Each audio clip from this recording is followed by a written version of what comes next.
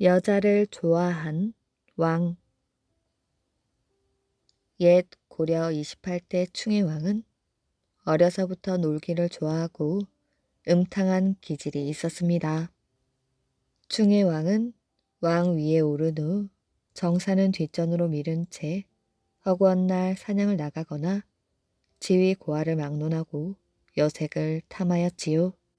미색이 있다는 말만 들리면 직접 말을 타고 나가보는 성질이라 신하들은 충의왕 앞에서 아예 그런 이야기를 꺼내지 않았습니다.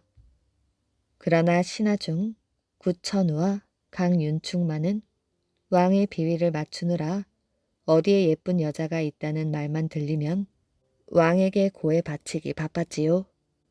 그날도 4시 안에 인씨가 미색이라는 말을 들은 충의왕은 그의 집에서 하룻밤을 묵고 대궐로 돌아오는 길이었습니다.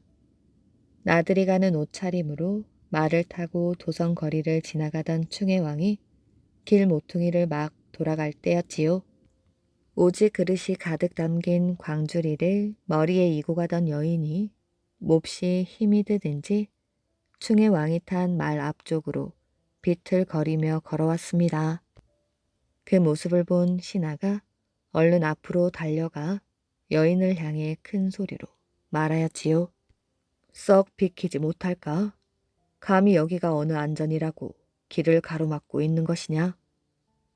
호령에 놀란 여인은 몸을 피하려 하였으나 머리에인 광주리의 무게를 못 이겨 충의왕 쪽으로 몇 발짝 더 비틀거리며 다가갔습니다.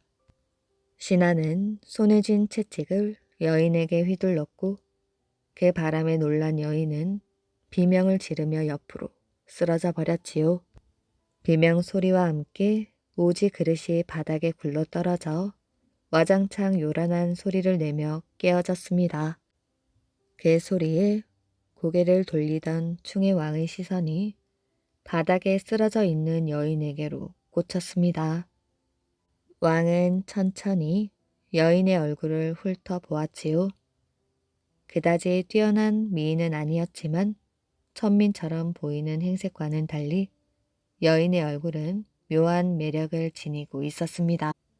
오늘 밤 경의 집으로 갈 것이니 저 여인을 데려다 주시오. 분부대로 시행하겠사옵니다, 마마. 충의왕은 만족한 표정으로 대궐로 들어갔고 신하는 그 여인을 집으로 데려가 깨끗하게 몸 단장을 시켜 잼소에 들여보냈지요. 처음에는 오지 그릇 값을 물어준다는 말에 신하를 따라 나섰던 여인은 으리으리한 대감 집에서 하녀들의 시중을 받으며 목욕을 하고 비단 옷까지 몸에 걸치자 영문을 몰라 어리둥절해하기 시작했습니다. 하녀의 안내로 들어간 방에는 비단 금침이 깔려 있었고 밥상 위에는 상 다리가 부러질 정도로 온갖 맛있는 음식이 잔뜩 차려져 있었습니다. 하루 종일 먹은 것이라곤 죽 한 그릇뿐이었던 여인은 밥상 위의 음식들을 보자 허기를 참을 수가 없었지요. 그런데 함부로 음식에 손을 댔다가는 무슨 일을 당할지 몰라 줄인 배를 움켜쥐고 방구석에 가만히 앉아 있었습니다. 그런데 방문이 열리며 낮에 보았던 남자가 방으로 들어왔지요. 여인은 누구인지 알 수 없지만 상당히 지체 높은 양반일 것이라는 느낌이 본능적으로 들었습니다. 이리 가까이 오너라. 너는 어디 사는 누구냐? 예, 소녀는 왕의 어른 댁에서 오지 그릇을 파는 미천한 임녀라고 하옵니다. 오지 그릇을 판다? 그런 여인치고는 제법 얼굴이 반반하구나. 얼마 뒤 충의왕은 임녀를 대궐로 불러들였습니다. 임녀는 하룻밤 사이에 오지 그릇을 팔러 다니는 일개 비천한 종의 신분에서 임금을 모시는 후궁이 되는 행운을 붙잡았습니다. 당시 충의왕에게는 정실 부인을 비롯하여 희비 윤씨 외에도 여러 후궁들이 있었으나 충의 왕은 그중 임녀를 가장 아꼈습니다. 그렇다고 해서 충의 왕은 전과 달라진 것은 아니었지요. 왕은 여전히 여색을 찾아 궐 밖 출입이 잦았으며 그렇게 한번 나가면 며칠씩 궐을 비우는 경우도 허다했습니다. 임녀는 충의 왕의 그런 모습에도 아랑곳하지 않고 갖은 열의를 다하여 왕을 모셨고 마침내 아들 석기를 낳았습니다. 임녀는 아들의 복을 비는 잔치를 열 때마다 시장 상인들의 물건을 돈도 치르지 않고 강제로 빼앗아 썼는데 그 원성이 온 나라 안에 자자하였지요. 그러던 어느 날 충의 왕이 홍탁의 딸이 미색 중의 미색이란 말을 듣고 화비라는 칭호를 내려 대궐로 데려오려 하였지요. 그 소식을 들은 임녀는 왕을 책망하듯 말했습니다. 마마, 마마께서는 어찌 그리도 무정하십니까? 임녀의 말에 왕은 웃음을 지으며 대답했습니다. 과인이 무정하다니. 무정하시지 않다면 소녀에게 이러실 수는 없사옵니다. 무슨 말인지 과인이 알아듣게 말해보거라. 말투는 엄한 듯 하였지만 여전히 웃음은 잃지 않고 말하였지요. 소인 마마를 모시고 왕손까지 낳았습니다. 그런데 아직도 이렇다 할 이름이 없으니 아래 것들 보기 민망합니다. 왕은 임녀가 무슨 말을 하는지 그제야 알아차렸습니다. 아직 입걸도 하지 않은 홍탁의 딸에게는 화비라는 칭호가 내려졌는데 대궐에 먼저 들어온 자신에게는 아무런 칭호가 없으니 자기에게도 명칭을 내려달라는 뜻이었지요. 충의 왕은 웃음을 참으며 말하였습니다. 알겠다. 과인이 아직 네 속마음까지 헤아리지 못하였구나. 며칠 후 왕은 정식으로 임녀에게 은천옹주라는 칭호를 내렸습니다. 신하들은 천한 노비인데도 옹주와 같은 칭호가 내려진 것에 부당하다고 생각하였으나 어느 누구도 그 일을 지적하고 나서지 못했습니다. 은천옹주라는 칭호까지 받은 임녀는 더욱 기고만장해졌으나 백성들은 그녀를 가리켜 한낱 오지 그릇이나 팔고 다니던 여자라 하여 오지옹주라고 낮춰 불렀습니다. 그 후 은천옹주는 화비 홍씨가 대궐에 들어오는 것을 막기 위하여 재상 윤침의 집에 기거토록 왕을 꼬드겼고 충혜왕 역시 화비 홍씨를 몇 번 찾다가 발길을 뚝 끊어버렸습니다. 홍씨는 결국 슬하에 소생 하나 두지 못하고 언제 사망했는지조차 제대로 알려지지 않았습니다. 충혜왕은 은천옹주의 성화에 못 이겨 대궐 밖에 사면궁이라는 궁궐을 새로 지으니 사역에 동원된 백성들의 원성이 날로 높아만 갔습니다. 충혜왕의 악행을 보다 못한 원나라에서는 충혜왕을 원으로 압송하였고 은천옹주를 비롯한 왕의 후궁들은 모두 궐에서 추방되고 말았습니다. 충혜왕은 이듬해 원나라 영경에서 개항으로 귀향을 가던 도중 그곳에서 운명을 달리하였다고 합니다. 물 귀신 덕에 부자가 된 어부. 옛날 어느 마을에 혼자 사는 가난한 어부가 있었습니다. 이 어부는 밤에 고기잡이를 하였지요. 그러던 어느 날 어부는 배 안에 앉아 있다가 깜짝 놀랐습니다. 웬 사람이 뱃전을 붙잡고 물에서 올라왔기 때문이지요. 그 사람은 배 안으로 들어오지는 않았습니다. 뱃전에 매달려 어부가 낚시질하는 것을 구경하였지요. 어부는 상대가 보든 말든 신경을 쓰지 않았습니다. 그러자 물에서 올라온 사람은 도로 물속으로 들어가 버렸지요. 다음 날 밤 그는 다시 나타났습니다. 뱃전에 매달려 어부를 또 물끄러미 바라보는 것이었지요. 궁금해진 어부가 물었습니다. 당신은 누구요? 사람이요? 귀신이요? 그러자 그가 대답했지요. 나는 물귀신이요. 물속에 산 지 몇 년 되었는데 심심하여 놀러 나왔지요. 당신은 늘 밤에 고기잡이를 하지요. 당신하고 말동무나 하고 싶은데 배 안에 들어가도 되겠소? 들어오시구려. 고맙소.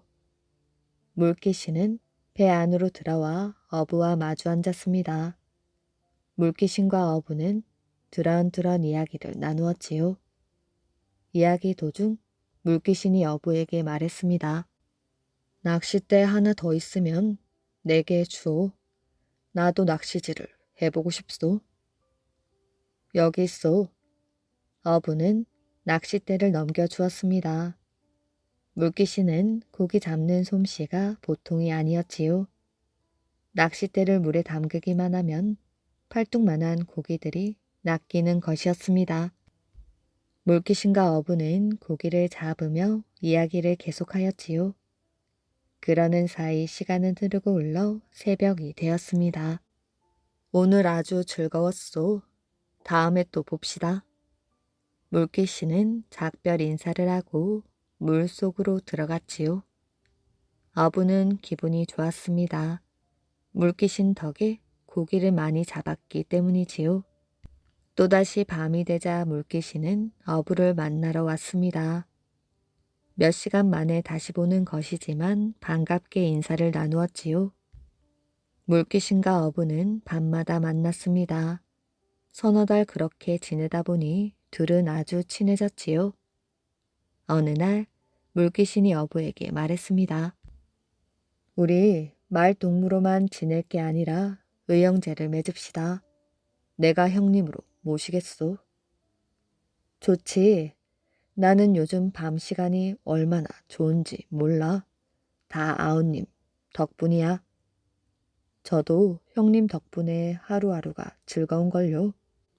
하루는 물귀신이 어부에게 말했습니다. 형님, 저에게 일이 생겼습니다. 내일 밤에는 한양에 사는 최부잣집 외아들이 강으로 옵니다. 그때 그 사람을 물에 빠뜨려 잡아먹어야 해요. 그래야 제가 좋은 데로 간답니다. 내일 밤에는 낚시하러 오지 마세요. 어부는 물귀신의 말을 귀담아 들었습니다. 그래서 내일 밤에는 강으로 나가지 말아야겠다고 마음먹었지요. 하지만 다음 날 밤 집에 앉아 있자니 물귀신이 말한 한양의 최부잣집 외아들이 생각났습니다. 남의 집 귀한 자식이 죽게 되었구나. 안 됐다. 어부는 집 안에 편히 앉아 있을 수가 없었습니다. 집에서 뛰쳐나와 강가로 가보았지요. 어부가 살펴보니 젊은이 한 사람이 땀을 뻘뻘 흘리며 강가로 달려오고 있었습니다. 어부는 젊은이를 붙잡고 소리쳤지요. 이봐요, 정신 차려요. 그러자 젊은이는 정신을 잃고 쓰러졌습니다. 어부는 젊은이를 둘러엎고 집으로 데려와 따뜻한 아랫목에 눕혀 놓았습니다. 그러자 젊은이가 곧 깨어났지요. 여기가 어디지요? 아무래도 내가 무엇에 홀렸나 봐요.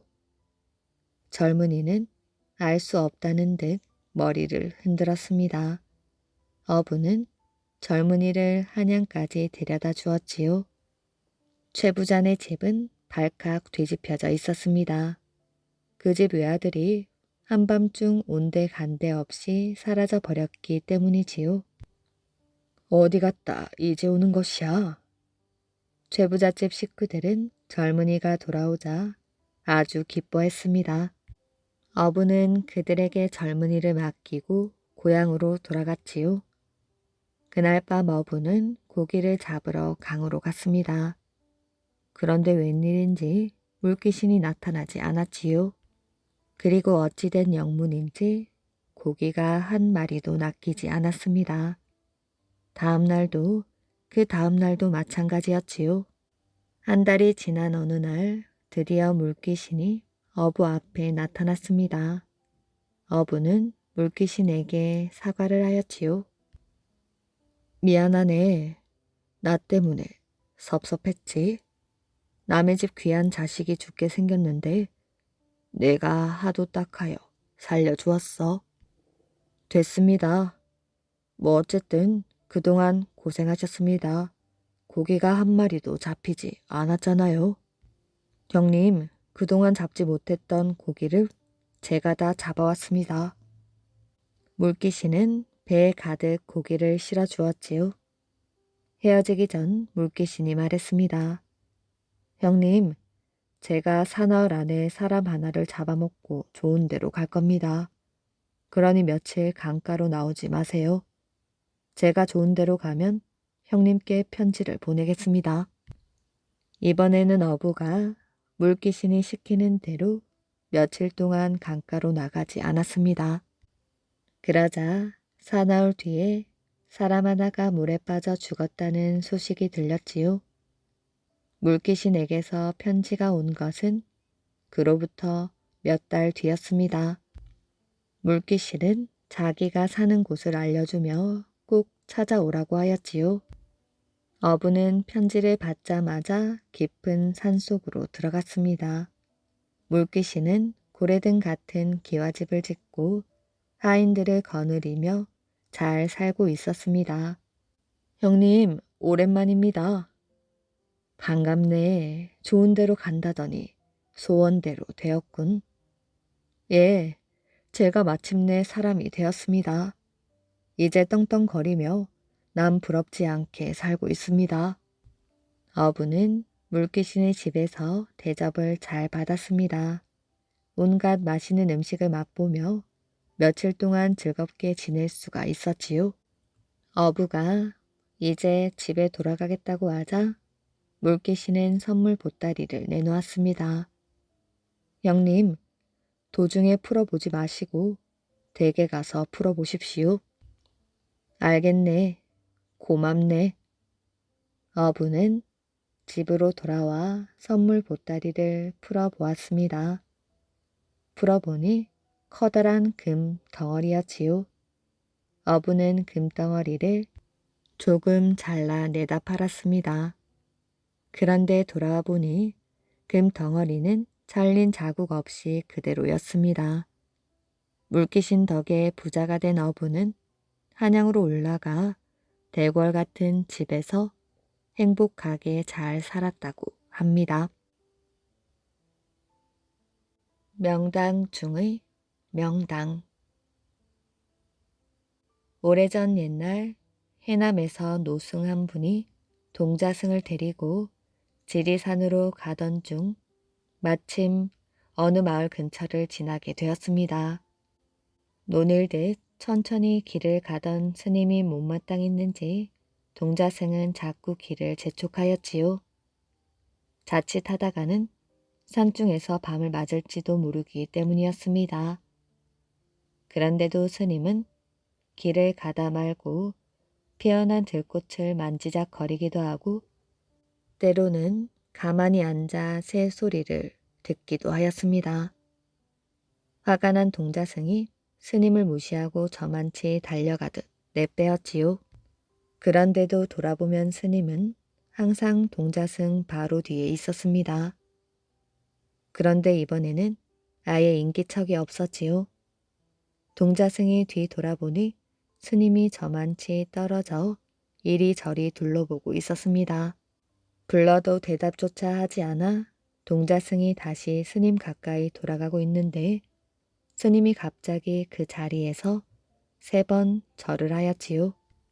동자승은 길을 가다가 밑도 끝도 없이 절을 하는 스님을 보고는 도대체 누구에게 절을 하는 것일지 궁금했습니다. 스님, 무슨 연유로 길을 가다 말고 갑자기 삼배를 드리나요? 길을 가다 갑자기 아무런 대상도 없는데 삼배를 하는 것은 기이한 일이었지요. 스님이 말하였습니다. 보기 드문 명당을 보고 어찌 그냥 지나칠 수 있겠느냐. 이곳에 묘를 쓰면 자손 대대로 부귀영화를 누릴 것이다. 동자승은 그저 고개만 끄덕거리고는 다시 스님을 따라 길을 나섰지요. 훗날 동자승으로부터 이 이야기가 마을에 전해져 마을 사람들은 그 후부터 그 산을 삼배평이라 불렀습니다. 삼배평 이야기가 전해지자 너도 나도 이곳에 묘를 쓰려고 하였지만 당시 고을의 세도가였던 유장자가 다른 사람들이 묘를 쓰지 못하게 막고는 자식들에게 장차 자신의 묘를 그곳에 쓰도록 일렀습니다. 그래서 훗날 삼배평에는 유장자의 묘가 들어섰지요. 그 유장자의 후손들이 모두 잘 되어 대부분 한양으로 올라갔습니다. 그렇게 세월이 흘러 점차 유장자의 묘가 있는 삼배평은 유씨 문중에 잊혀지고 말았습니다. 또다시 세월이 흐른 뒤 처음 묘를 썼던 유장자의 후손들이 무심했던 세월을 탓하면서 선조의 묘를 찾으러 왔습니다. 지명을 사방으로 수소문해봤지만 결국 찾지 못하였지요. 이미 오래전 이름이 바뀐 탓에 그곳을 아는 사람이 아무도 없었습니다. 결국 유장자의 후손들은 뜻을 이루지 못하고 돌아갔다고 합니다. 남편의 유언. 고려시대 장군이었던 김숙흥 장군은 태어나기도 전에 아버지를 여의고 홀 어머니 이씨 밑에서 자라났습니다. 그의 아버지는 임종하기 전 병석에 누워 아내에게 이렇게 말하였지요. 훌륭한 무장이 되는 것이 나의 소망이자 가업인데 내일이 세상을 떠나려 하니 원통하구려. 만일 당신 뱃속에 있는 아기가 아들이라면 내가 못다 이룬 꿈을 부디 그 아이가 이룰 수 있게 해주시오. 그래야만 내가 편히 누울 수 있을 것 같소. 김숙흥의 어머니는 남편의 유언을 잊지 않고 아들을 어려서부터 남달리 강하게 교육시켜 무사로서의 자질을 키우게 했습니다. 이 씨는 아들에게 겨울에는 옷을 얇게 입히고 맨발로 다니게 하여 추위를 이기게 하였고 여름에는 겹겹이 옷을 입히고 버선까지 신겨 더위를 물리치게 하였습니다. 또한 아들을 데리고 산으로 가서 그곳에서 먹을 수 있는 것이라면 무엇이든 먹을 수 있게 하였지요. 메뚜기나 두꺼비도 먹었습니다. 가끔 아들이 먹기 어려워하면 어머니가 말했지요. 네가 장차 무사가 되어 전쟁터에 나가게 되면 어떠한 일을 겪게 될지 모른단다. 사람이 먹을 수 있는 것은 무엇이든 먹어야지. 그래야 어떠한 상황에서도 살아날 수 있을 것이다. 어머니 이씨의 이러한 노력이 헛되지 않아 청년이 된 김숙흥은 무과의 장원으로 급제하여 북쪽 국경지대에 있는 별장으로 임명되었습니다. 한 번도 어머니 곁을 떠나본 적이 없던 김숙흥은 홀로 계신 어머니 곁을 떠나 멀리 국경지대에 있자니 마음이 편치 않았지요.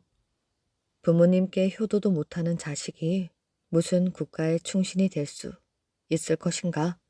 어머니를 찾아 뵈어야겠다. 김숙흥은 마음을 굳게 먹고 잠시 말미를 얻어 개경으로 향했습니다. 그리운 어머니 얼굴을 떠올리며 길을 재촉하여 드디어 집 앞에 당도하였지요.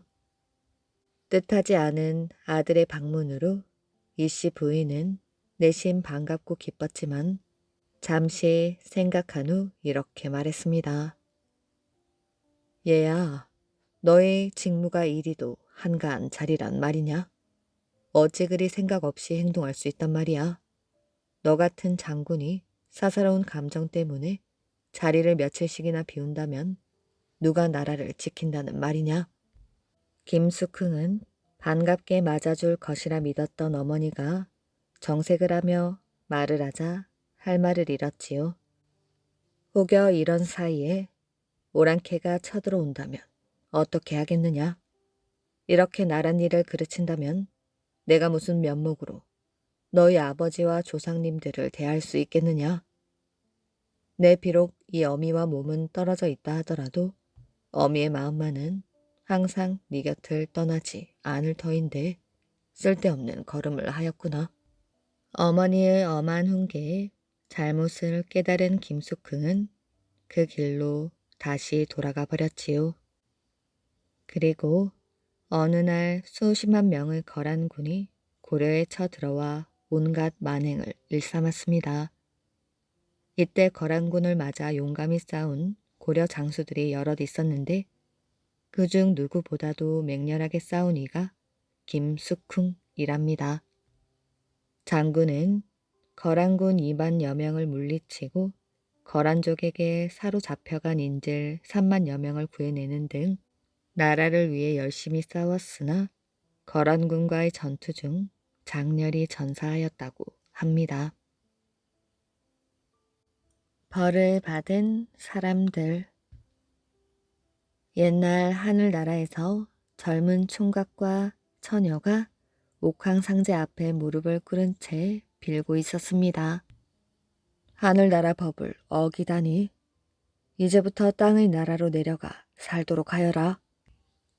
저희들 목을 쳐 주십시오. 먹을 것 하나 없는 땅에서 어떻게 살 수가 있겠습니까? 아무 걱정 말고 내려가거라. 내가 너희들을 가엾게 여겨 편히 먹고 살 수 있도록 마련해 놓았느니라. 총각과 처녀는 옥황상제에게 하직 인사를 올리고 땅의 나라로 내려갔습니다. 하늘나라에서는 마음대로 결혼하면 안 된다는 법이 있었지요. 그런데 이 총각과 처녀는 서로 좋아한 나머지 그만 저희들끼리 결혼을 하고 만 것입니다. 까마득한 옛날의 땅 위 세상은 흙과 돌만 있을 뿐 물 한 방울, 풀 한 포기마저도 없었기 때문에 도저히 사람이 살 수 없는 지경이었지요. 그런데 총각과 처녀가 땅의 나라에 내려와 보니 전혀 다르게 변해 있었습니다. 맑은 물이 흘러 강과 바다를 이루고 산과 들에는 나무와 풀이 무성하였지요. 그리고 들판에 나가보니 쌀나무에 흰 쌀밥이 가득 달려 있었습니다. 벼 껍질 속에 딱딱한 쌀이 들어있는 게 아니었지요. 그래서 그냥 쌀나무 가지를 손으로 쭉 훑어 먹으면 되었습니다. 그리고 갖가지 떡이 달려있는 떡나무도 있었지요. 맛있는 과자와 사탕이 주렁주렁 달린 과자나무, 사탕나무도 있었습니다. 이 모든 것은 옥황상제께서 땅의 나라로 내려간 총각과 처녀를 위해 특별히 마련해 놓은 것이었지요. 덕분에 총각과 처녀는 행복하게 살았습니다. 땅의 나라에서 해를 거듭하는 동안 이 둘 사이에서 아들이 태어나 식구들이 불어났지요. 수백 년이 지나자 아들, 딸들이 아이들을 낳고 그 아이들이 자라 또 아이들을 낳으니 사람 수가 엄청나게 불어났습니다. 사람들은 여기저기로 흩어져 살게 되었지요. 어디로 가든지 사방에 먹을 것이 많았습니다. 그러나 세월이 흐를수록 사람들의 착한 마음은 병들기 시작하였지요. 빈둥빈둥 노는 게으름뱅이가 늘어나고 서로 미워한 나머지 다투는 일도 많았습니다. 욕심이 생겨 쌀나무를 독차지하려고 주먹을 휘두르는 사람까지 늘어났습니다. 이리하여 쌀나무는 힘센 사람의 차지가 되고 말았지요. 쌀나무뿐 아니라 떡나무, 과일나무도 서로 자기 것이라고 다투다가 마침내 큰 싸움으로 번졌습니다. 땅 위 세상은 난장판이 되어갔지요. 그런 모습을 내려다본 옥황상제의 실망은 이만저만이 아니었습니다. 편하게 먹고 살도록 해주었더니 게으름만 피우고 저희들끼리 싸움질이나 한단 말인가? 이대로는 안 되겠군. 부지런히 일해야 먹고 사는 세상으로 바꾸어야겠어. 옥황상제는 땅 위 세상의 모든 것을 몽땅 뒤바꾸어 놓았습니다. 사람들이 먹고 살기 위해서는 아주 힘들게 일하도록 만들어 놓은 것이지요. 쌀나무를 모두 없애버렸습니다. 사람들이 쌀밥을 먹으려면 봄에 벽실을 뿌리고 가꾸어 가을에 벼를 거두어 드릴 수 있도록 하였습니다. 게다가 한 톨씩 벽 껍질로 씌워 놓았지요. 옥황상제는 떡나무와 과일나무, 과자나무도 모두 없애버렸습니다. 사람들은 무엇이든 얻기 위해서는 힘들여 일하지 않으면 안 되었습니다. 그러니 싸울 틈도 생기지 않았지요. 먹고 살기 위해서는 하루 종일 일을 해야만 했습니다. 그러나 모든 사람들이 부지런히 일하는 것만은 아니었지요. 빈둥비둥 놀다 보니 먹을 거리가 없어서 남의 것을 몰래 훔치는 사람도 있었습니다. 그런가 하면 힘이 세다고 약한 사람을 윽박질러서 먹을 것을 빼앗는 사람도 있었지요. 힘이 센 사람은 넓은 땅을 몽땅 차지하였습니다. 그리고 땅이 없는 사람에게 빌려주고 곡식을 받아 챙겼지요. 옥황상제는 기가 막혔습니다. 그대로 보아 넘길 수가 없었지요. 땅 위 세상에 비를 내리지 말거라. 옥황상제의 명이 떨어지자 땅 위 세상에는 비가 한 방울도 내리지 않아 곧 큰 가뭄이 들었습니다. 흉년이 들면 먹을 것이 없어서 남의 것을 빼앗아 먹는 자들도 배를 곪게 될 것이라고 생각했던 것입니다. 그러나 옥황상제의 생각은 빗나가고 말았지요. 가뭄으로 흉년이 들자 배를 더 곪는 것은 부지런히 일한 사람들이었습니다. 고생 끝에 거두어들인 곡식을 힘센 사람들에게 빼앗겨 버렸으니까요. 옥황상제는 다음 해에는 비를 많이 내려주어 풍년이 되게 하였습니다. 그래도 부지런히 일한 사람들이 배를 곪는 것은 마찬가지였지요. 옥황상제는 더 이상 참을 수가 없었습니다. 옥황상제는 못된 짓을 한 사람을 가려내어 엄하게 다스리려고 신하들에게 분부를 내렸습니다. 땅 위 사람들이 죽으면 반드시 심판을 받도록 하여라. 죄 지은 자는 지옥으로 보내고 착한 일을 한 사람은 극락 세계에서 행복하게 살도록 하여라. 옥황상제는 맨 처음 땅 위 세상으로 내려보낸 총각과 처녀를 하늘나라로 데려오기로 하였습니다. 평생 착하고 바르게 살았기 때문에 지은 죄를 깨끗이 씻어준 것이지요. 총각과 처녀는 500살을 살고 아름다운 무직의 다리를 건너 하늘나라로 올라갔습니다. 사람이 죽으면 저승사자에게 이끌려가 염라대왕의 심판을 받는다고 합니다. 그래서 착한 사람들은 극락으로 가게 되고 죄를 지은 사람은 지옥으로 가게 되는 것이라고 합니다. 잉어를 물어온 누렁이.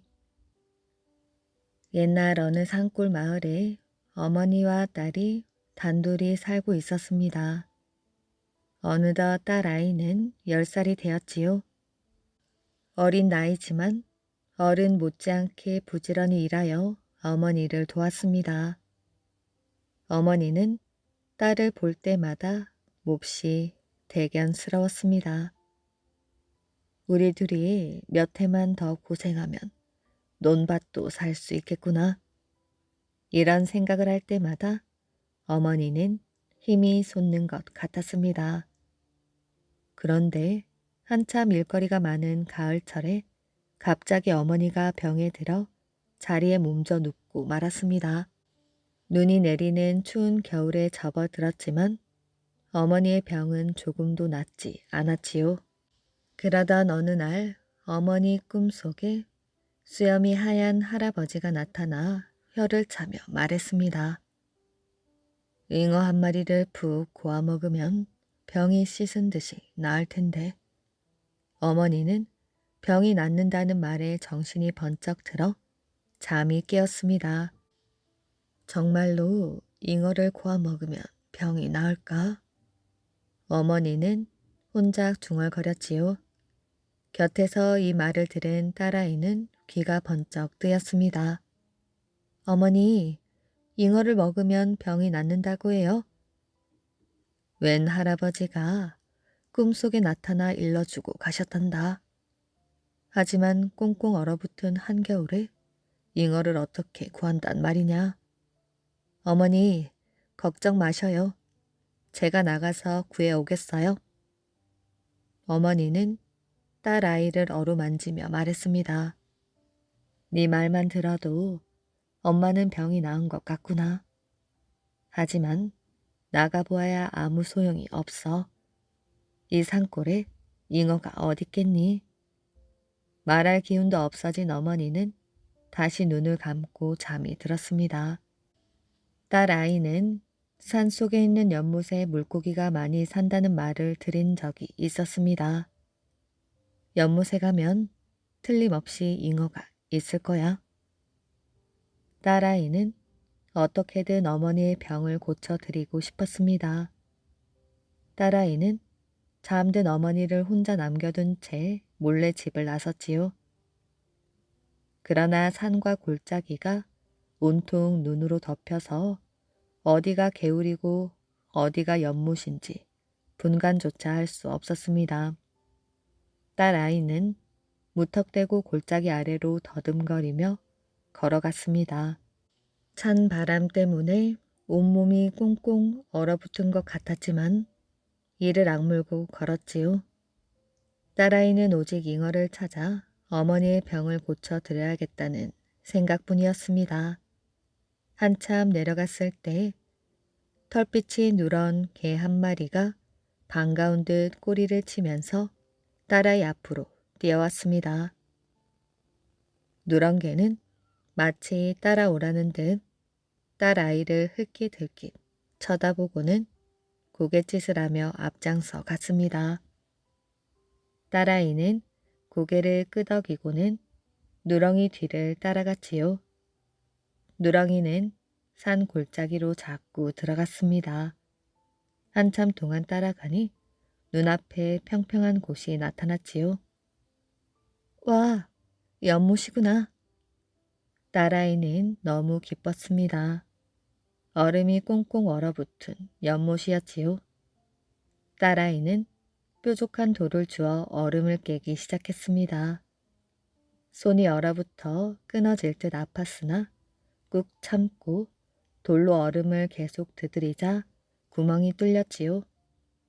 딸아이는 얼음 구멍 속으로 연못을 들여다보았습니다. 그러나 잉어는커녕 물고기 한 마리 보이지 않았지요. 이를 어쩌지? 실망한 딸아이는 그만 울음을 터뜨리고 말았습니다. 그러자 곁에서 계속 지켜보던 누렁이가 갑자기 딸아이가 뚫어놓은 얼음 구멍 속으로 뛰어 들어갔지요. 누렁이는 눈 깜짝할 사이에 커다란 잉어 한 마리를 입에 물고 나왔습니다. 잉어다. 누렁아, 정말 고마워. 딸아이는 집을 향하여 걸음을 재촉했습니다. 길이 어디인지 도무지 알 수 없었으나 누렁개가 앞장서서 길잡이 노릇을 해주었지요. 마을 앞까지 왔을 때 앞서가던 누렁개가 갑자기 사라져 버렸습니다. 누렁아! 사방을 둘러보며 불러보았으나 누렁이는 온데간데 없고 하얀 수염을 한 할아버지가 나타났습니다. 누렁이는 다시 오지 않을 것이다. 얼음물 속에서 잉어를 물어다 준 누렁개는 개가 아니라 산속의 호랑이란다. 호랑이라고요? 착한 호랑이니 겁낼 것 없단다. 네가 무서워할까봐 순한 개로 둔갑시켜 도와주라고 보낸 거란다. 수염이 하얀 할아버지는 다정하게 딸 아이의 머리를 쓰다듬어 주며 말했습니다.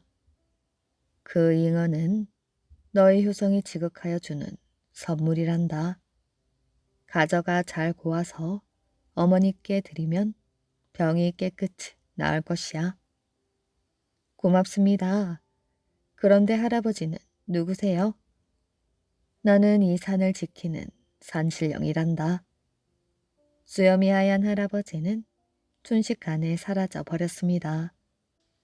딸아이는 집으로 달려가서 잉어를 정성껏 고아 어머니께 드렸지요. 신기하게도 다음날 아침이 되자 어머니의 병은 씻은 듯 나았습니다. 어머니와 딸은 오래오래 행복하게 잘 살았다고 합니다. 병 주고 약 주고.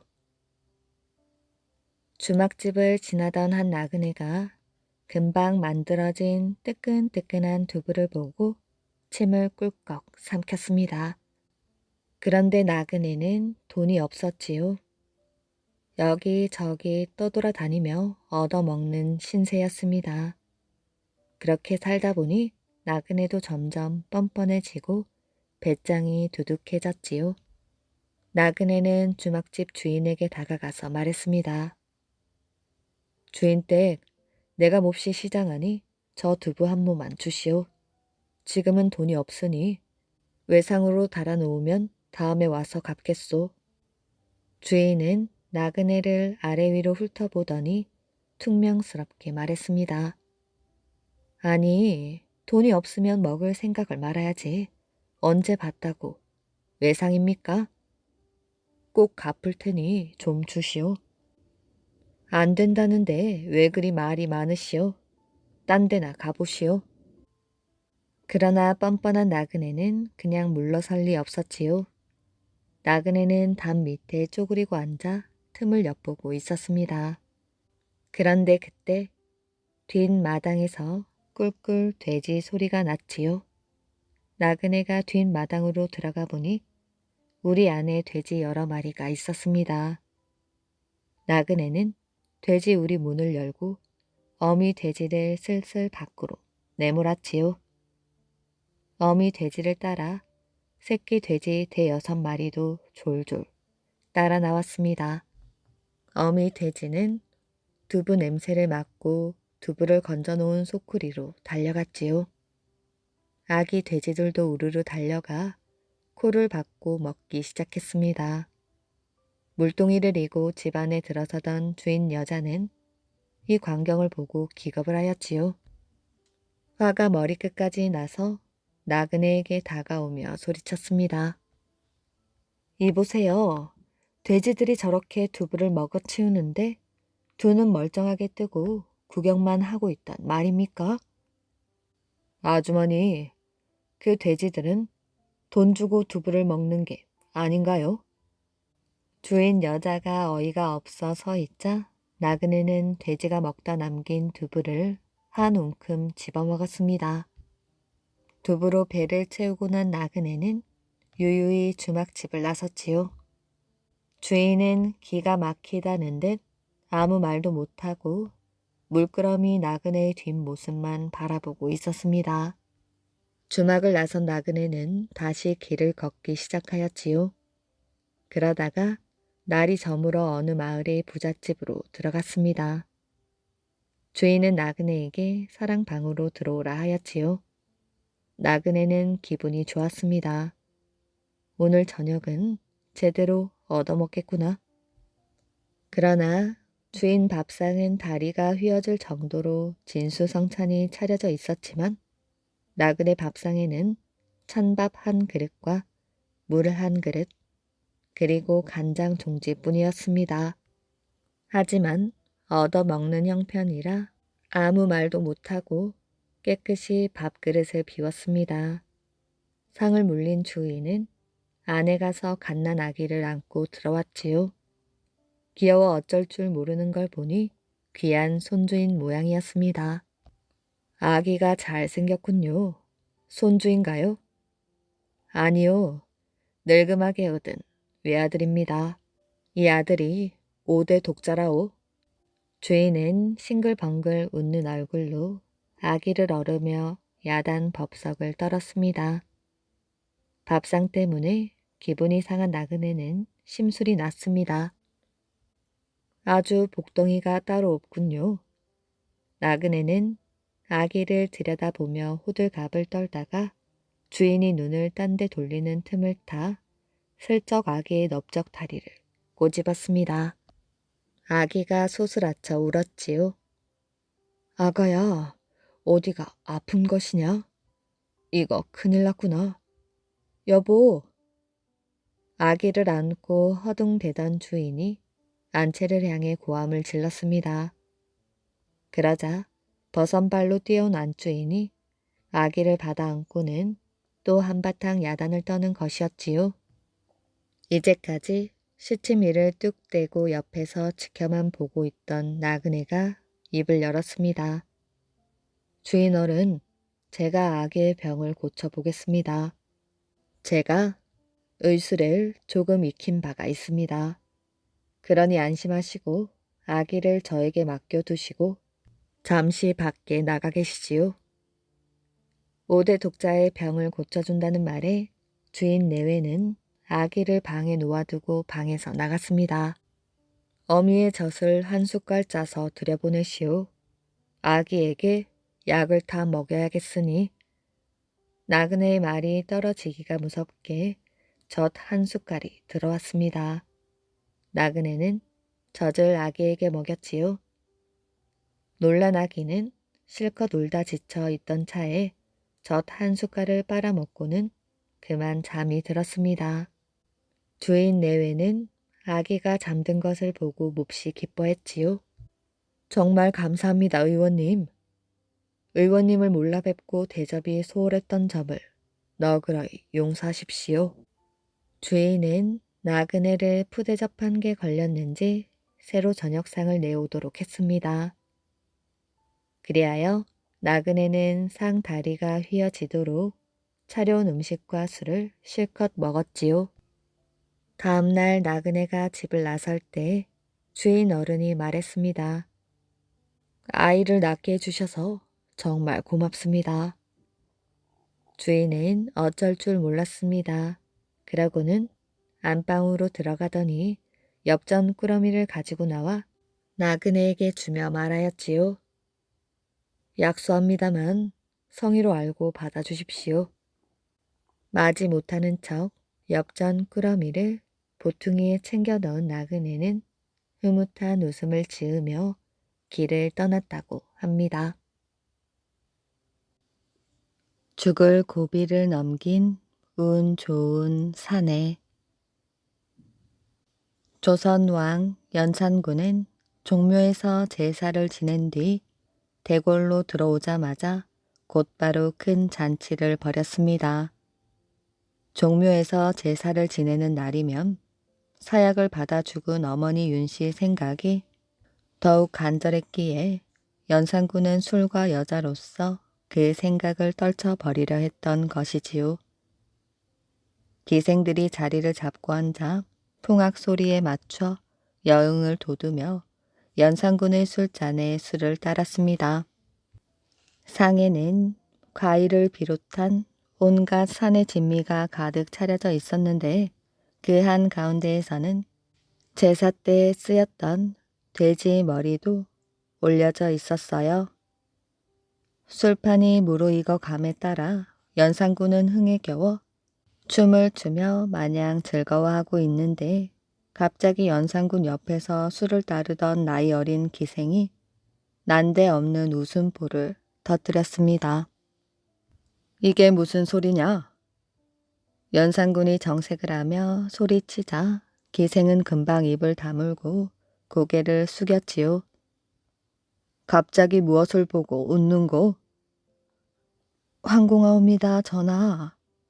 기생은 겁에 질려 몸을 덜덜 떨고 있었습니다. 무엇 때문에 웃느냐고 내 묻지 않았느냐? 연산군은 기생이 대답을 하지 못하고 머뭇거리고만 있자 버럭 화를 내며 소리쳤습니다. 전하, 어릴 적 소녀가 살던 상주에 장순손이라는 사람이 있었사온데 그 인물이 꼭 돼지 머리를 닮아 사람들이 모두 그를 돼지 머리라며 놀렸지요. 지금 상 위에 있는 돼지 머리를 보니 그때 일이 생각나 웃음을 참지 못하였나이다. 부디 용서하옵소서. 기생은 벌벌 떨며 겨우 아뢰었습니다.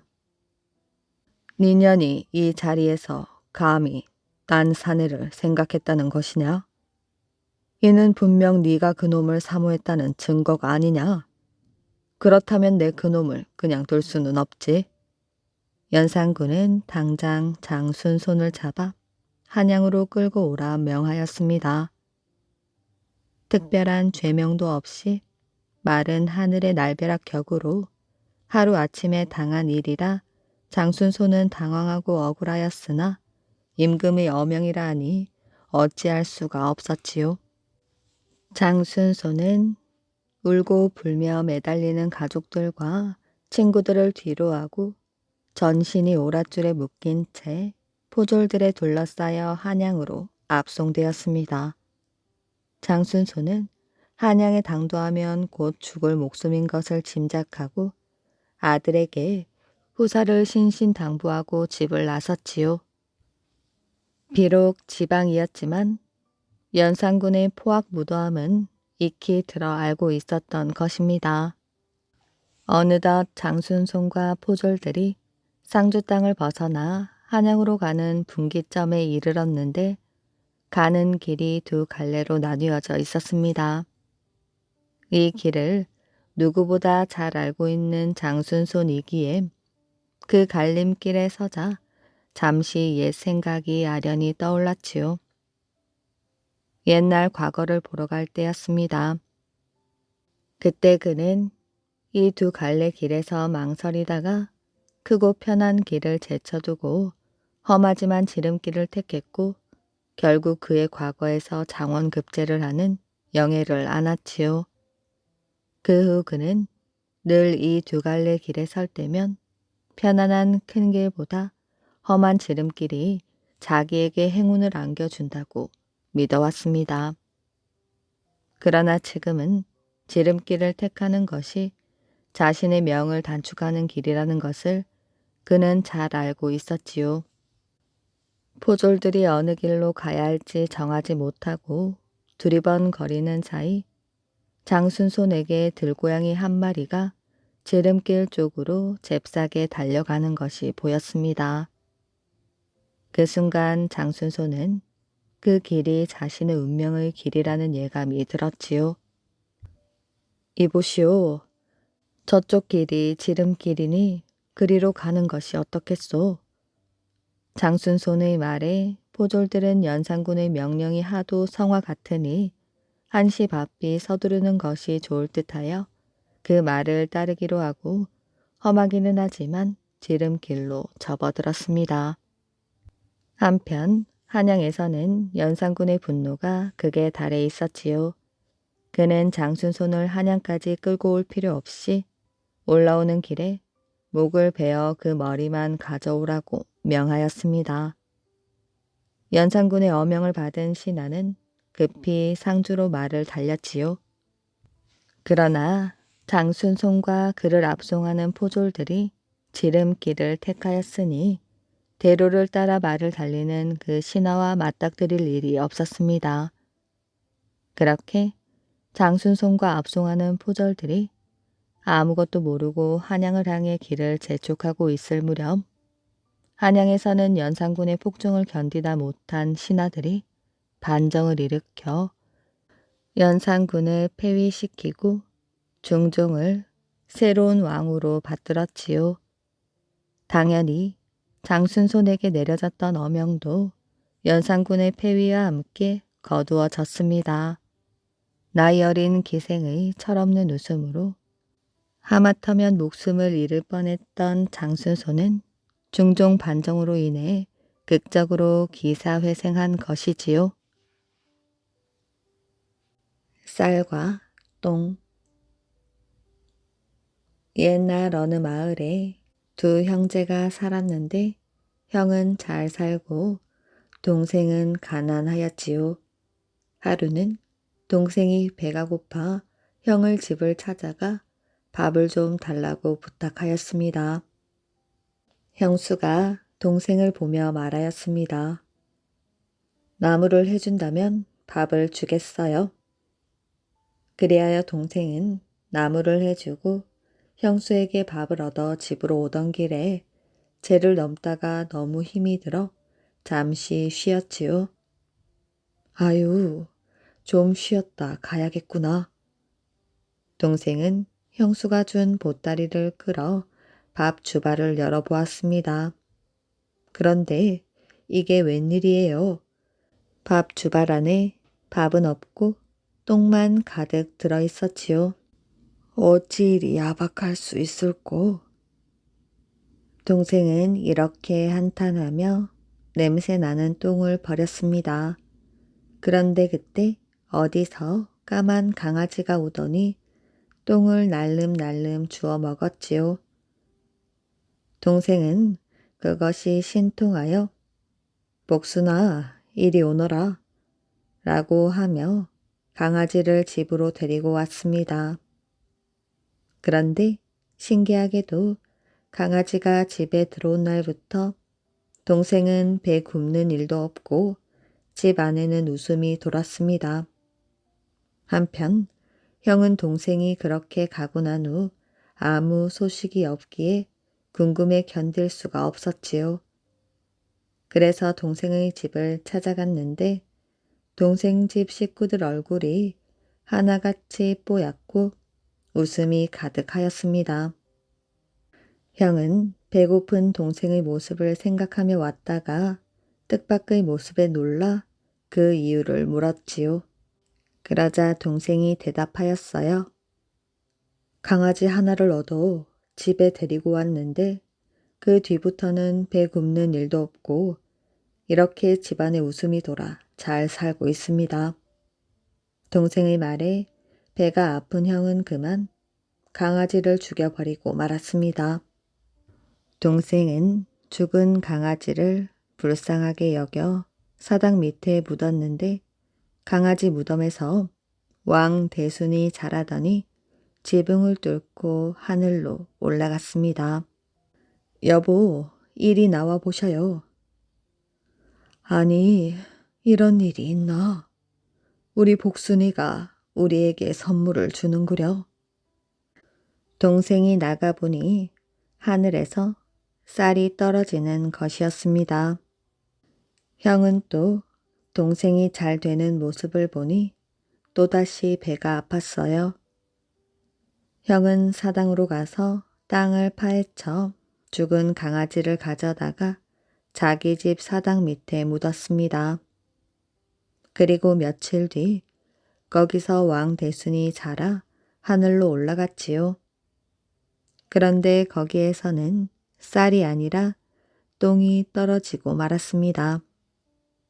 욕심 많은 형은 그렇게 벌을 받았다고 합니다. 이야기 재미있게 잘 들으셨나요? 오늘의 이야기는 여기까지입니다. 오늘도 이야기를 들어주셔서 정말 감사합니다.